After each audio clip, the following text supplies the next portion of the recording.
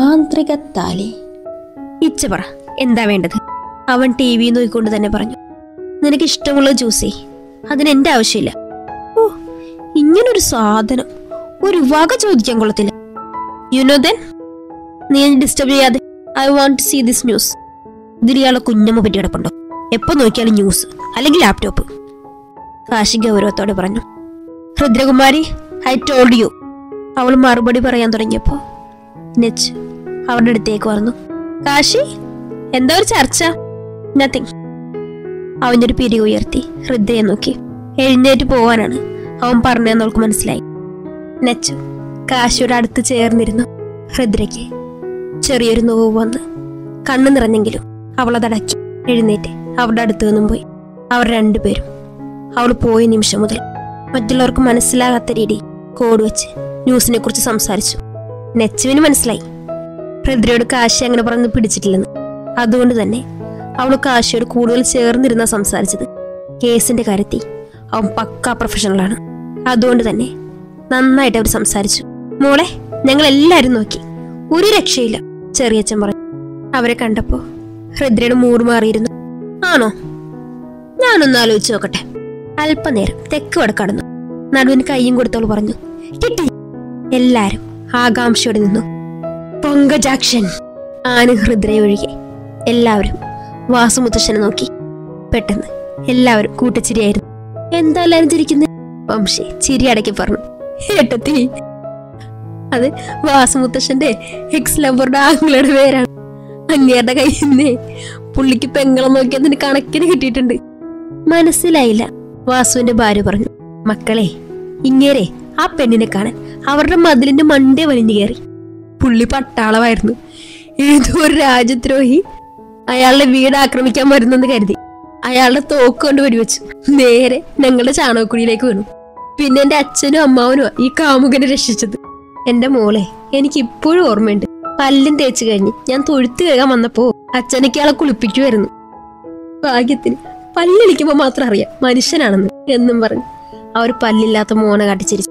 ഇത് കേട്ടത് എല്ലാവരും ശരിയായി. എന്റെ മുത്തശ്ശ, നിങ്ങൾ വേറെ ലെവല്. ഇതൊക്കെ എന്തു മോളെ? അപ്പൊ പേര് ഫിക്സ്ഡ്, പങ്കജാക്ഷൻ. ഷോർട്ടായിട്ട് പങ്കു എന്ന് വിളിക്കാം. രുദ്ര അവന്റെ ചെവിയിൽ 3 തവണ പേര് വിളിച്ചു. എല്ലാവരും അത് കൈയടിച്ച് സ്വീകരിച്ചു. വംശശേഷം കാശിയുടെ അടുത്തേക്ക് പോയി. സമയം പെട്ടെന്ന് പോയി. പുരുഷന്മാർ ഇന്ന് 4 മണി കാപ്പി ഉണ്ടാക്കാന്ന് പറഞ്ഞു. ഉണ്ണിയപ്പത്തിന് മാവ് കലക്കി വെച്ചിരുന്നു. കൂടാതെ മുത്തശ്ശന്മാരുടെ സ്പെഷ്യൽ ഉണ്ണിവടയും ചായയും. വെയില് താന്നപ്പോ എല്ലാവരും മാവിന്റെ ചോട്ടിലിരുന്ന ചായ കുടിച്ചത്. ഇരിക്കാൻ ബെഞ്ചുകൾ കൊണ്ടായിരുന്നു. കാശി അകത്തിരുന്ന് ചായ കുടിച്ചു. എടി, ആ പെണ്ണ് വന്നപ്പോ തൊട്ട് കാശിയുടെ പുറത്താണല്ലോ. ഇതേ തള്ളെ മിണ്ടരുത്, എനിക്ക് പെരുത്ത് വരുന്നുണ്ട്. നീ ഇവിടെ ഇരുന്ന് പെരുത്തോ. അവളെ രണ്ടും കൽപ്പിച്ച അപ്പൊ ഇടക്കിടക്ക് ഇങ്ങോട്ട് വരുന്നുണ്ട്. അപ്പൊ അവര് തനിച്ചാണ്. അമ്മച്ചെ കണ്ണുരുട്ടി പറഞ്ഞു. എടി, ഇവര് നിന്നെ എരിവ് കയറ്റാൻ പറയുന്നതാ. നിനക്കറിയില്ല ചേട്ടനെ? പിന്നെന്താ? എടി, ഞാൻ വീണ്ടും പറയുന്നു, അപ്പുവിനോടല്ല, അവൾക്കിഷ്ടം നിന്റെ കെട്ടിയനോടാ. അവൾ ആ ചായ പെട്ടെന്ന് കുടിച്ച് പങ്കുവിനെയും കൂട്ടി അകത്തേക്ക് പോയി. എന്റെ പൊന്നപ്പച്ചി, അവളിളക്കി വിടേണ്ട വലിയ കാര്യം ഉണ്ടായിരുന്നോ? ഒരു മനസ്സുഖം. അവളുടെ കയ്യിനെ വാങ്ങിച്ചു കൂട്ടാതിരുന്നാ കൊള്ളാം. ഓ. രുദ്ര അകത്തേക്ക് വന്നപ്പോ നെച്ചു അവന്റെ കൂടെ ഇരുന്ന് ചായ കുടിക്കുമായിരുന്നു. അവൻ കാര്യമായിട്ട് സംസാരിക്കുന്നുണ്ട്. അവരെ മൈൻഡ് ചെയ്യാതെ അവൾ റൂമിലേക്ക് പോയി. സോഫയിൽ പോയിരുന്നു പങ്കുവിനെ ബോസിലേക്ക് എടുത്തു. പുള്ളിക്ക് ഉറക്കക്ഷീണം ഉണ്ടായിരുന്നു. അവൾ മുഖം വീർപ്പിച്ചോണ്ട് കൈകളിലെ വിരലുകളിൽ ഞൊട്ടയിട്ടുകൊണ്ടിരിക്കുമായിരുന്നു. അപ്പോഴേക്കും കാശി വന്നു. അവളെ കണ്ടപാടെ ചോദിച്ചു, നീ പോന്നു? ചായ കുടിച്ചോ? അവൾ അവനെ മൈൻഡ് ചെയ്യാതെ നേരെയുള്ള കബോർഡിലേക്ക് നോട്ടുവിട്ടു. അവളുടെ സംസാരമൊന്നും കേൾക്കാതെ വന്നപ്പോ കാശി സംശയത്തോടെ അവൾ കരികിലേക്ക് വന്നു. അവൻ അവളുടെ തലയിൽ തൊട്ടത് രുദ്ര കാശിയുടെ കൈ പെട്ടെന്ന് തന്നെ തട്ടിമാറ്റി. അത് കാശിയിൽ ദേഷ്യം നിറച്ചു. എന്താ നിന്റെ പ്രോബ്ലം? കുറച്ചു മുമ്പ് ഒരു കുഴപ്പമൊന്നുമില്ലായിരുന്നല്ലോ. അവൾ ഒരക്ഷരം മിണ്ടിയില്ല. ഹൃദയകുമാരി, ഞാൻ നിന്നോടാ ചോദിക്കുന്നത്. എന്താ നിനക്ക് പ്രശ്നം? വയ്യേ? അവൻ ഗൗരവത്തോട് ചോദിച്ചു. രുദ്ര, അങ്ങനെ വിളിച്ചാ മതി. ഇച്ചയ്ക്ക് എന്റെ സുഖവിവരങ്ങൾ ഇപ്പോഴാണ് ചോദിക്കാൻ തോന്നിയത്. കുറച്ചു മുമ്പ് വരെ ആ പെണ്ണിനെ മാത്രം നോക്കിയിരിക്കുമായിരുന്നല്ലോ. അവനൊരു പുരിക ഉയർത്തി അവളുടെ മുഖത്തേക്ക് കൈയും കെട്ടിയെന്ന് പറഞ്ഞു. നീ എന്താ പറഞ്ഞു വരുന്നത്? ഞാൻ അവളോട് മറ്റൊരു ആംഗിളിൽ സംസാരിക്കുവാണെന്നാണോ? ഞങ്ങൾ എല്ലാവരുടെ പ്രസൻസ് ഉള്ളിടത്തിരുന്ന് സംസാരിച്ചത്. അത് ഓഫീസിലെ വർക്കല്ലാതെ നീ ചിന്തിക്കുന്ന പോലെയൊന്നും അല്ല. അയ്യോ, നിങ്ങളാരാ? IPS അതോ മറ്റേതെങ്കിലും പോലീസ് ഡിപ്പാർട്ട്മെന്റ് ആണോ? ഇങ്ങനെ 24 മണിക്കൂർ ഒഫീഷ്യൽ കാര്യങ്ങൾ സംസാരിക്കാൻ? HR ആയല്ലേ ജോലി ചെയ്യുന്നത്, ഇത്ര അന്താരാഷ്ട്ര കാര്യങ്ങൾ സംസാരിക്കാൻ? ആശുപത്രി നടുങ്ങിയെങ്കിലും അവളുടെ സംസാരത്തിൽ നിന്ന് അവൾക്കെന്തോ വിഷമം ഉള്ളിലുണ്ടെന്ന് അവന് മനസ്സിലായി. കണ്ണുനീരടയ്ക്കാണ് സംസാരം. അവൻ അവളുടെ മുഖത്തേക്ക് തന്നെ നോക്കിയിരുന്നു. രുദ്രയ്ക്ക് കാശിയുടെ നോട്ടം എന്തോ പോലെ ആവുന്ന പോലെ തോന്നി.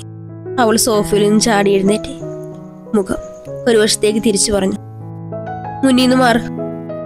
ഇല്ല, തട്ടി മാറ്റിയിട്ട് പോകാൻ എനിക്കറിയാം. അങ്ങനെ ചെയ്യ്, ഞാനൊന്ന് കാണട്ടെ. രുദ്ര സൈഡിലൂടെ പോകാൻ തുടങ്ങിയത് കാശി ഒരു കൈ നീട്ടി തടഞ്ഞു. പൊട്ടി. അവൾ അപ്പുറത്തെ സൈഡിലൂടെ പോകാൻ നോക്കിയത് മുമ്പത്തെ പോലെ അവൻ ചെയ്തു. നിങ്ങള് ഉടനെ തന്നെ കാശി അവളെ കോരിയെടുത്ത് ഗ്ലാസ് തുറന്ന് ബാൽക്കണിയിലേക്ക് കൗച്ച് അവളെ കാശിയുടെ ക്രോസായി 2 കാലും അവന്റെ അരയിലൂടെ ഇട്ടിരുത്തി അവളുടെ അരക്കെട്ടിൽ കാശിയുടെ ഒരു കൈയിട്ട് വലത്ത് കൈവിരൽ അവളുടെ മുഖത്ത് കൂടി ഓടിച്ചു. പറ, എന്തിനാ ഈ മുഖം വീർപ്പിച്ചിരിക്കുന്നത്? അവൾ അവന്റെ കൈ തട്ടി മാറ്റി പറഞ്ഞു. ഇച്ചക്കറിയില്ലേ, ഞാൻ പൂച്ചക്ക് പേര് ചോദിച്ചപ്പോ എന്നെ വഴക്ക് പറഞ്ഞില്ലേ? പിന്നെ ആ പെണ്ണു വന്നപ്പോ എന്നോട് എഴുന്നേറ്റ് പോകാനും പറഞ്ഞു. എന്നിട്ട് നിങ്ങളുടെ സംസാരവും എന്നോട് പോലും നിങ്ങൾ ഇത്ര ഫ്രീ ആയിട്ട് സംസാരിച്ചിട്ടില്ലല്ലോ. അവൻ അവളുടെ മുഖത്ത് വിരിയുന്ന ഭാവങ്ങളെ ഒപ്പിയെടുത്തു. ഒരു കുസൃതി ചിരിയോടെ അവളുടെ തലയിൽ കുഞ്ഞിപ്പിള്ളേരുടെ മുടിയിലുരസുന്ന പോലെ ചോദിച്ചു, കുശുമ്പാണോ മോളെ ഹൃദയകുമാരി? രുദ്ര അവന്റെ ഈ ഭാവത്തിനിട്ടി ഫ്രീസായിപ്പോയി.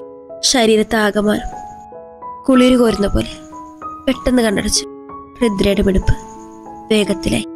കാശി അവളുടെ ചുവന്ന കവിളിൽ അമർത്തിക്കടിച്ചു. അവൾ ഞെട്ടി കണ്ണു തുറന്ന് കവളിൽ കൈവച്ച് തിരുമ്മി. ഇച്ചോ, വാട്ട്? എന്തിനാ എന്നെ കടിച്ചേ? നിന്റെ ഈ ബ്ലഷ് ചെയ്ത കവള് കാണുമ്പോ കടിച്ചു തിന്നാൻ തോന്നും എന്നും പറഞ്ഞ് മറു കവളിൽ അവൻ കടിച്ചു. ആ! കാശി അതേസമയം പല്ലുകൾ അവളുടെ കവളിൽ നിന്ന് വിട്ട് അവന്റെ ചൂട് നാവ് കൊണ്ട് തഴുകാൻ തുടങ്ങി. രുദ്ര അവന്റെ ടീഷർട്ടിൽ അമർത്തി അവളെ ഏങ്ങി. ഇച്ചോ, അവൻ മൂളി. അവളുടെ കവളിൽ കാശിയുടെ ഉമിനീരൊഴുകി. രുദ്രയുടെ താടിത്തുപ്പ് കടന്ന് താഴേക്കൊഴുകി. രുദ്ര കുറുകി കാശിയെ തന്റെ ശരീരത്തിലേക്ക് അമർത്തി. കാശി അവന്റെ മുഖം അവളുടെ കവളിൽ നിന്ന് താഴേക്ക് അമർത്തി ഉരസി അവളുടെ ഗോതമ്പിന്റെ നിറമുള്ള നീണ്ട കഴുത്തിലേക്ക് കടന്നു. അവന്റെ ചുണ്ടുകൾ അവളുടെ കഴുത്തിൽ അമർത്തി കടിച്ചുവിട്ട് അവിടെ നാവ് കൊണ്ട് നുണയാൻ തുടങ്ങി. അവളുടെ ടോപ്പിന്റെ പുറകിലുള്ള സിപ്പ് കാശി അഴിച്ച് അത് 2 വശത്തേക്കും വിടർത്തി അവളെ അടർത്തി മാറ്റി. കാശി രുദ്രയെ ചൂഴ്ന്നു നോക്കി. കണ്ണുകളിൽ ചെറിയ നനവുണ്ട്. മുടി അലങ്കോലമായി. വിയർപ്പിൽ ചില മുടിനാരുകൾ കഴുത്തിൽ ഒട്ടിപ്പിടിച്ചിരിക്കുന്നു. പണ്ട് താൻ നൽകിയ താലിമാല വിയർപ്പി കുതിർന്ന് നാഗത്തിന്റെ ആകൃതി കഴുത്തിൽ ഒട്ടിക്കിടക്കുന്നു. കഴുത്തിൽ താൻ ഏൽപ്പിച്ച മുദ്രകൾ എടുത്തു കാണാം. വിയർപ്പ് താടിത്തുമ്പിൽ നിന്നും നെറ്റിയിൽ നിന്നും കഴുത്തിലൂടെ ഒഴുകി അവളുടെ വിരിവാർന്ന മാറിലേക്ക് ചേക്കേറുന്നു. ക്രീം കളർ ബ്രായ അവളുടെ വിരിഞ്ഞൊതുങ്ങിയ മാറ് അവളുടെ ശരീരത്തിന് ആവരണം പോലെ നിലകൊള്ളുന്നു. കാശി നിമിഷ നേരം കൊണ്ട് അവളുടെ മാറിലെ പാതിയിൽ അമർത്തി ചുംബിച്ചു. അങ്ങനെ അല്പനേരം നിന്ന് മുഖം ഉയർത്തി പതിയെ ചോദിച്ചു, പിയ, നിന്റെ മാറിൽ ഒരു പ്രത്യേകതര സ്മെൽ. Control myself. കാശി വീണ്ടും അവളുടെ മാറിൽ മുഖം അമർത്തി നാസികയിലേക്ക് ആ സുഗന്ധം തുളച്ചു കയറി. രുദ്ര വിയർത്ത് കുളിച്ച് അടിവേറ്റി തീ കോരിയിട്ട പോലെ തോന്നി. ഇനിയും കാശി ഇങ്ങനെ നിർത്തിയ താൻ തളർന്നു പോകുന്നു അവൾക്ക് തോന്നി. അതെന്റെ ബോഡി ലോഷൻസ്, പ്ലീസ് മാറൂ. അവൾ വിറയലോടെ പറഞ്ഞു നിർത്തി. കാശിക്ക് അവളുടെ ശരീരം വിറക്കുന്നത് നന്നായി മനസ്സിലായി. അവനവളുടെ മാറിയെന്ന് മുഖം മാറ്റി. രുദ്ര അവനിൽ നിന്നും പിടന്നെഴുന്നേറ്റ് ബെഡ്റൂമിലേക്ക് ഓടി. ജഗ്ഗിൽ നിന്നും വെള്ളമെടുത്ത് കുടിച്ച് പകുതി വെള്ളം പുറത്തേക്കൊഴുകി. നെഞ്ചു മുഴുവനായി നനഞ്ഞു. ഇത് കണ്ടുകൊണ്ടാണ് കാശി വരുന്നത്. അവൻ കബോർഡിൽ നിന്ന് ഒരു ടവലെടുത്ത് അവൾക്ക് നേരെ നീട്ടി. കാശിയെ കണ്ട് രുദ്ര ഞെട്ടി. എന്താ? നിന്റെ ഡ്രസ്സെല്ലാം നനഞ്ഞു. വൈപ്പി. അതിനെനിക്കെന്തോ? കാശിക്ക് ദേഷ്യം വരാൻ തുടങ്ങി. അവളുടെ ഡ്രസ്സ് പോലും നേരെയല്ല, താൻ അഴിച്ച അവസ്ഥയില. എന്നാൽ ഇതൊന്നും അറിയാതെ കുന്തം വിഴിഞ്ഞു പോലെ അവൾ നിൽക്കുന്നു. അവളൊന്ന് ദീർഘനിശ്വാസം എടുത്തു പറഞ്ഞു, just look at in your body. അവൾ താഴേക്ക് നോക്കിയിട്ട് ഒന്നും തോന്നിയില്ല. അവനെ കുന്തം വിഴിഞ്ഞ എക്സ്പ്രഷൻ ഇട്ട് വീണ്ടും നോക്കി. ഇതൊരു നടക്ക് പോയില്ല എന്നും പറഞ്ഞു കാശി കബോർഡ് തുറന്ന് ഒരു ടീഷർട്ട് പലാസോ അവളുടെ ബ്രായും എടുത്ത് കൊടുത്തു. ഈ ഡ്രസ്സിംഗ് റൂമിൽ പോയി ചേഞ്ച് ചെയ്യും. അവള് കാശിയെ തന്നെ നോക്കി നിൽക്കുകയാണ്. ഓക്കെ, ഇനി ഇങ്ങനെ നിന്നാലേ പനി പിടിക്കും. നിന്റെ ശരീരം മുഴുവനും വെള്ളമായി. ഞാൻ ചേഞ്ച് ചെയ്ത് തരാം. കാശി അവളെ കൂട്ടി ഡ്രസ്സിംഗ് റൂമിലേക്ക് വന്നു. ഡ്രസ്സ് മാറ്റി ഉണങ്ങിയ ടവ്വല് കൊണ്ട് ശരീരം മുഴുവനും തുറച്ചു കൊടുത്തു.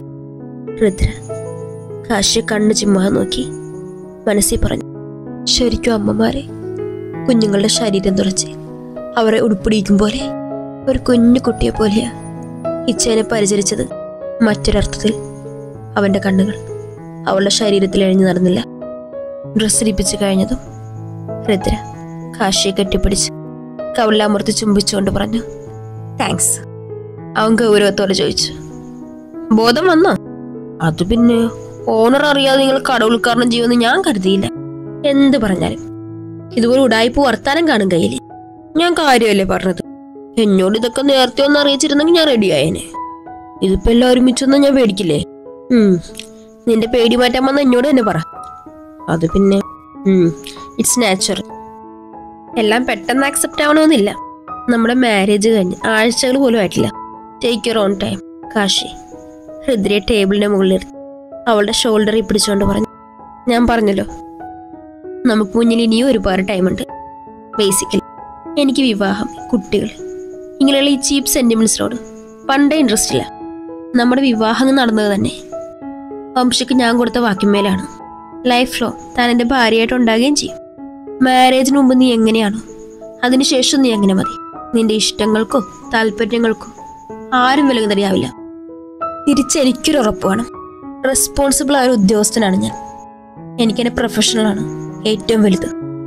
അത് കഴിഞ്ഞ് മറ്റെന്തും വരൂ. ഇതുപോലെ പൊസസീവ് സെന്റിമെന്റ്സ് ആയി നീ ഇനി വരരുത്. ചില ടൈം ഞാനത് എൻജോയ് ചെയ്തിരിക്കും. ചില സിറ്റുവേഷനിൽ അങ്ങനെ ആകണമെന്നില്ല. So careful. ഞാൻ ഇങ്ങനെയാ. മറ്റുള്ളവർ എന്നെ ഏത് രീതിയിൽ ജഡ്ജ് ചെയ്യുമെന്ന് എന്ന് ഞാൻ നോക്കാറില്ല. പിന്നെ നമ്മൾ തമ്മിൽ ഇന്ന് നടന്ന intimate, I don't know, may be ഞാനൊരു പുരുഷനായതുകൊണ്ട് ഇൻട്രസ്റ്റ് വന്നതാവും. അപ്പൊ എന്നോട് ഇഷ്ടം തോന്നിയിട്ടില്ലേ? നെവർ. ഞാൻ പറഞ്ഞത് മനസ്സിലായില്ലെന്ന് തോന്നുന്നു. Okay, listen. നമ്മൾ തമ്മിലുള്ള മാരേജ് ഞാൻ വംശക്ക് കൊടുത്ത വാക്കോട് മാത്രം നടന്നതാ. I hate commitments. നമുക്ക് ലൈഫിലോ ഈ റിലേഷൻസ് മുമ്പോട്ട് കൊണ്ടുപോകാം. കുട്ടികളൊന്നും വേണ്ട. ദെൻ ഫിസിക്കലി നീഡ്സ് ആവശ്യമുണ്ടെങ്കിൽ നമുക്ക് ചെയ്യാം. രുദ്ര നിറഞ്ഞ കണ്ണുകളോടെ അവനെ നോക്കി അവന്റെ കൈ തന്റെ ഷോൾഡറിൽ നിന്ന് ഇടിച്ച് മേശയിൽ നിന്നും ഇറങ്ങി പറഞ്ഞു, സോറി മിസ്റ്റർ കൈകാശി രാവണൻ. നിങ്ങൾ പറഞ്ഞ പോലെ ഈ റിലേഷൻ മുന്നോട്ട് കൊണ്ടുപോകാൻ എനിക്ക് താല്പര്യമില്ല. കാരണം നമ്മൾ രണ്ടും ലിവിങ് ടുഗദർ അല്ല. പരസ്പരം മടുക്കുമ്പോൾ വലിച്ചെറിഞ്ഞു പോകാൻ എൻ്റെയും നിങ്ങളുടെയും നാട്ടുകാരുടെയും വീട്ടുകാരുടെ ദൈവങ്ങളുടെ എല്ലാം മുന്നിൽ വെച്ച് നിങ്ങളെന്നെ താലി കെട്ടിയത്. അത് ഞാൻ റെസ്പെക്ട് ചെയ്തുകൊണ്ട് തന്നെ പറയുക. നിങ്ങളുടെ ഈ കണ്ടീഷൻ വെച്ച് എനിക്ക് മറ്റുള്ളവരുടെ കാര്യം അറിയില്ല. ഹൃദയകുമാരി എന്ന വ്യക്തിക്ക് ജീവിക്കാൻ പറ്റില്ല. വേണമെങ്കിൽ എനിക്ക് നിങ്ങളുടെ ഈ കണ്ടീഷൻസ് വെച്ച് മുന്നോട്ട് പോവാം. ഒരു പെണ്ണ് കയറി വന്നാലേ എൻ്റെ മകൻ്റെ കുടി മാറുമെന്ന ചിന്താഗതിയൊന്നും എനിക്കില്ല. നിങ്ങളുടെ വാക്കുകളിൽ നിന്ന് തന്നെ മനസ്സിലാക്കാം നിങ്ങളുടെ ഉറച്ച തീരുമാനമാണ്. ഐ തിങ്ക് നമ്മൾ രണ്ട് പിരിയുന്നതാണ് നമ്മുടെ ഭാവിക്ക് നല്ലത്. ഒരു ശാരീരിക സുഖത്തിന് വേണ്ടി മാത്രം ഈ ബന്ധം മുന്നോട്ട് കൊണ്ടുപോകുന്നത് എനിക്ക് തോന്നുന്നില്ല. അതിലൂടെ പല സോഴ്സും ഉണ്ട്. എന്തായാലും നാളെ രാവിലെ ഞാൻ ഇറങ്ങും. അവൻ്റെ കണ്ണിൽ നോക്കി അവൾ പറഞ്ഞു, എനിക്ക് ഈ വിരലിൽ ഉണ്ടാവുന്ന ദിവസങ്ങളിൽ തന്നെ എൻ്റേത് മാത്രമാണെന്ന് അഹങ്കാരം ഉണ്ടായിരുന്നു. കുടുംബം, കുട്ടികൾ, അങ്ങനെ നമ്മുടെ ഫാമിലിയെ ബിൽഡ് ചെയ്യണമെന്ന് ഓവർ കോൺഫിഡൻസും ഉണ്ടായിരുന്നു. ഇപ്പം എനിക്ക് മനസ്സിലായി, എക്സ്പെക്ടേഷൻ ഓൾവേസ് ഹേർട്ട് എന്നും പറഞ്ഞ് രുദ്ര അവളുടെ ട്രോളി ബാഗ് തുറന്നു അവളുടെ എല്ലാ ബാഗും എടുത്തു വെച്ചു. കാശി വാർത്തൊന്നും പറയാതെ മുറിവിട്ട് പോയി. തുടരും.